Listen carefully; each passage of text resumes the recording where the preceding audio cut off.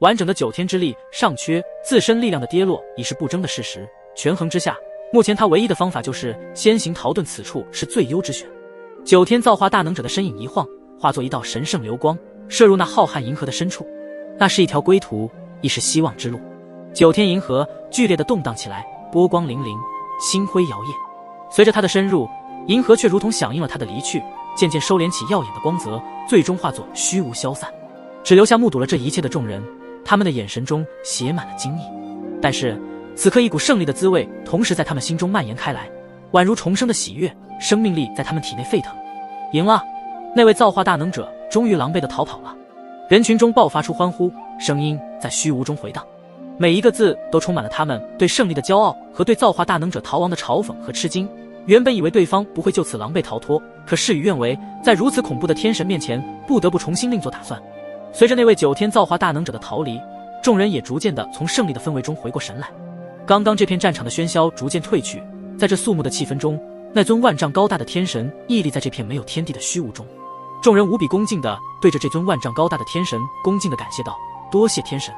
如果刚刚不是天神出手，恐怕他们此刻已经全部陨落了。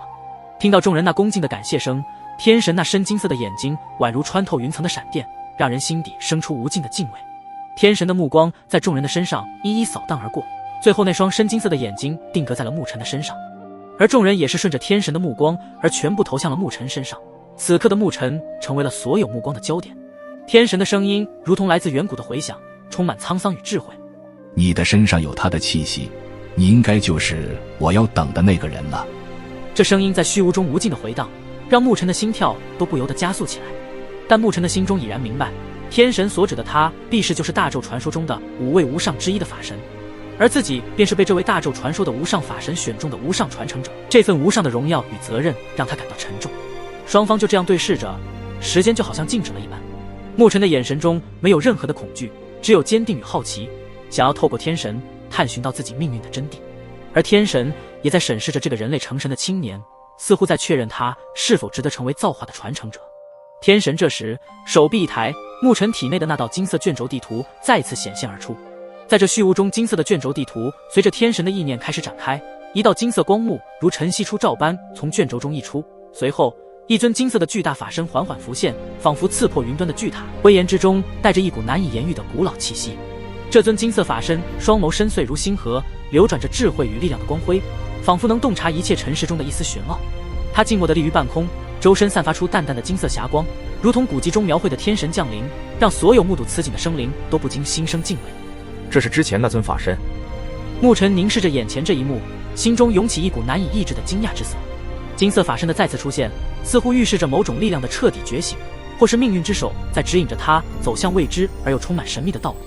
周围的虚无似乎因为这尊金色法身的出现而变得有些异常，刚刚还若隐若现的古老原始波动也愈发的浓烈起来，所有的声音都被这庄严古老气息所掩盖。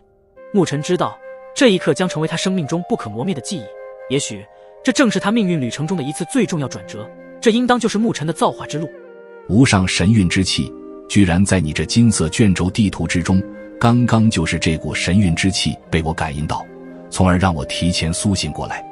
天神一眼就看出了金色卷轴中显现的这尊金色法身的身份，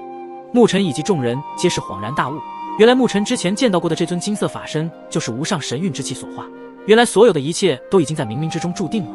难道当时第一次见到这尊金色法身时，虽然不是真正的天神法身，但其中散发出来的古老智慧的气息，就是他登临造化之路的第一步。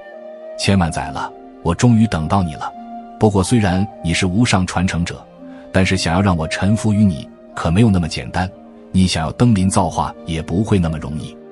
因为在此之前，你还需要通过我的考验，只有真正通过本天神的考验，你才有资格获得属于你的造化机缘。